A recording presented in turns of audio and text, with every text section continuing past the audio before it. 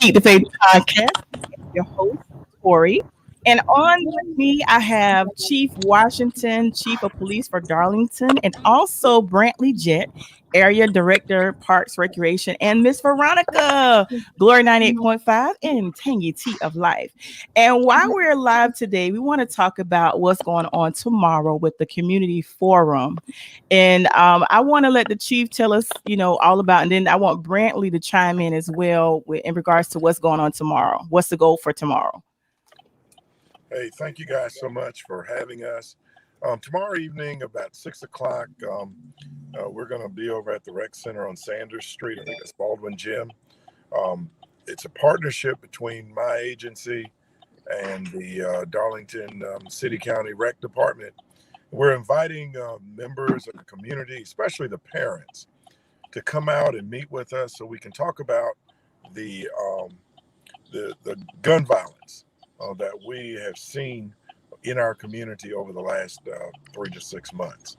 And so we want to have an open and honest conversation with them and hopefully try to come to some resolution and try to help the parents out by giving them some information that we think is going to be valuable to them. But also our hope is to open a dialogue with the members of our community so we can try to make Darlington as safe as we possibly can.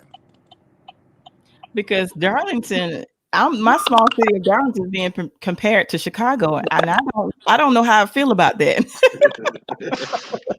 So we definitely got to have this forum tomorrow. So we encourage everyone to come out. And Brantley, I want you to chime in as well because we know the chief is in transit.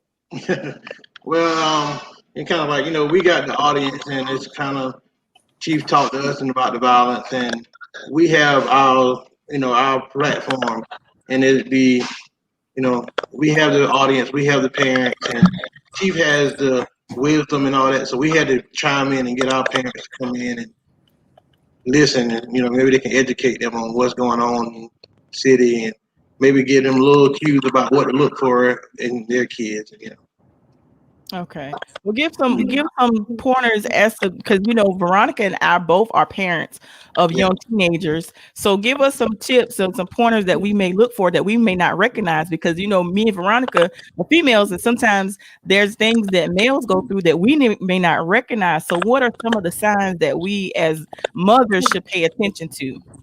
Sure. Different kinds of company. If they've got new friends that they're hanging out with. You as a parent, you need to know the company that your children are keeping. You need to know if these children are involved in any kinds of gangs or other criminal type activities. Most children, especially teenagers, are not paying rent. So why is it that we as parents shouldn't be checking those rooms to see if these kids have weapons and that sort of thing? I mean, they're living in your house and you need to know what's coming in and out of your house. And so it's those kinds of things that we want to discuss with the parents tomorrow. And like I said earlier, hopefully open a new and fresh dialogue about what's going on, not only in our community, but going on in communities all over the country. Okay. Is it safe to say that this is gang related or you all don't want to? Yes. Okay. There's a lot going. It's a lot It's going. a lot. And, Yeah. and see me, I'm one of those parents. I'm very strict on my son. I rarely let him go anywhere, and I know exactly because he's doing virtual school, so he's home majority 95% of the time. So I know, and I'm always in his room. He don't like it, but I'm one of those parents. I'm all in your business. It's a social media thing too. Parents have to check social media. A lot of social media are doing stuff and parents don't look at it. And then that's just the first sign of it, just kind of like, the hand signals they throw up on their pictures and stuff like that. Parents are just naive to it. Some of us think it's cool, some of us think it's cute, some of us share it. Some parents even share it, not even knowing what what they're actually throwing up. So Yeah. I mean, because there's so much out there that we as parents don't know what to look for. I mean, even like if we do a heart sign, it could be something different to them. You know what I'm saying? But we think it, oh, it's just a heart sign. But Right. it could be something totally different for them. So it's very scary times, and we definitely need to pay more attention to what's going on with our children. Definitely.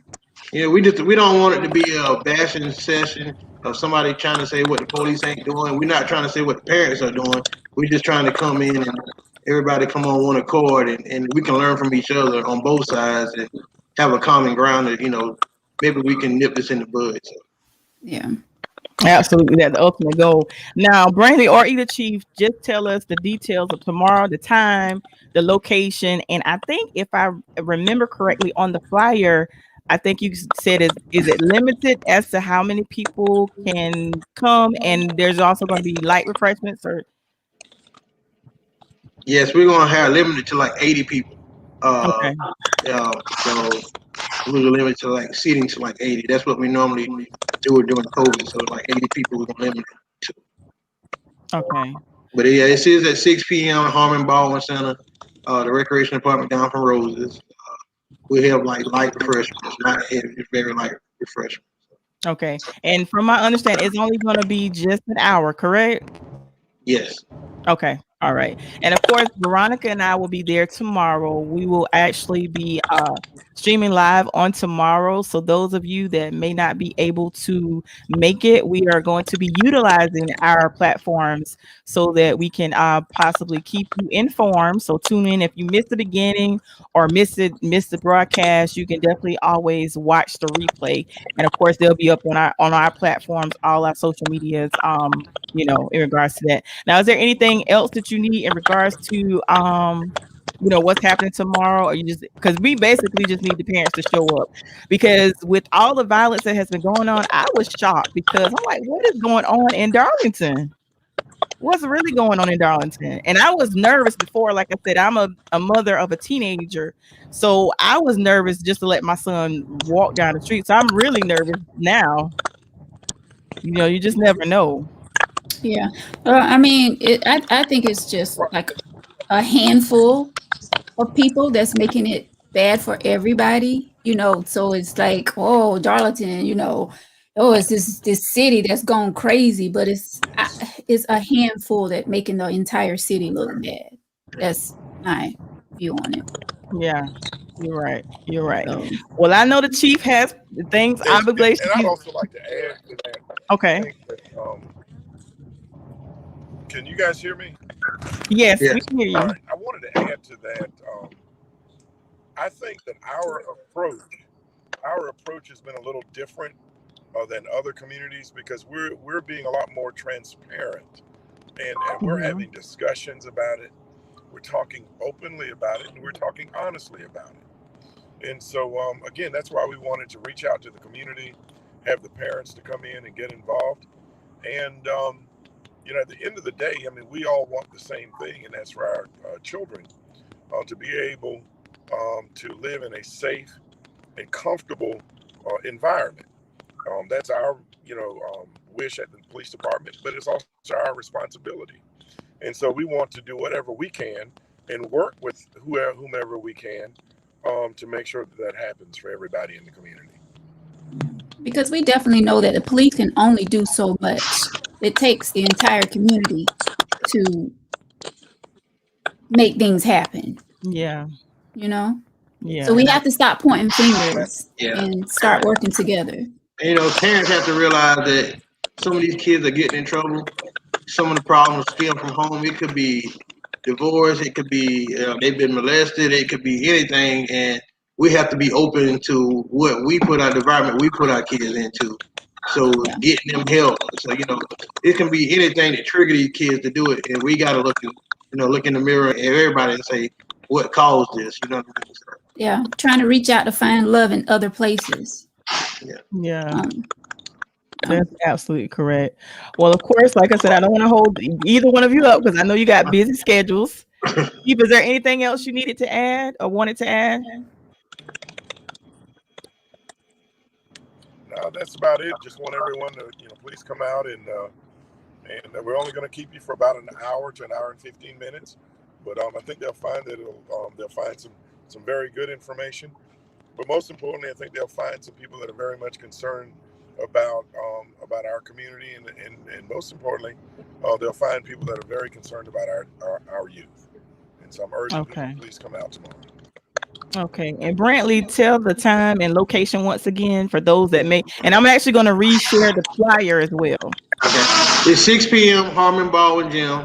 That's the gym down from Roses, the recreation department. We have light refreshments, and we're limited to 80 people. Yeah, due to COVID. So make sure that you guys, because of COVID, still wear your mask. So Yes, we can, and we're practicing social distancing as well. So make sure you wear your mask, and we're practicing social distancing. So come out if you can. And like I said earlier, if you're not able to make it, Veronica and I will be there as well. We'll be utilizing our platforms to stream live. And it's only from 6 p.m. until 7 p.m. And like I said, if you missed the broadcast, definitely make sure you watch the replay and make sure you share it as well. Yes, definitely. All right. Well, thank you so much, all, for your time. And Chief, be safe. You're welcome. Be safe. And I hope class goes well for you tonight. And Brantley, thank you so much as well. Thank you. All right, you guys. All right. I want you to hang on once I end the live. All right. Thank you guys for watching. All right.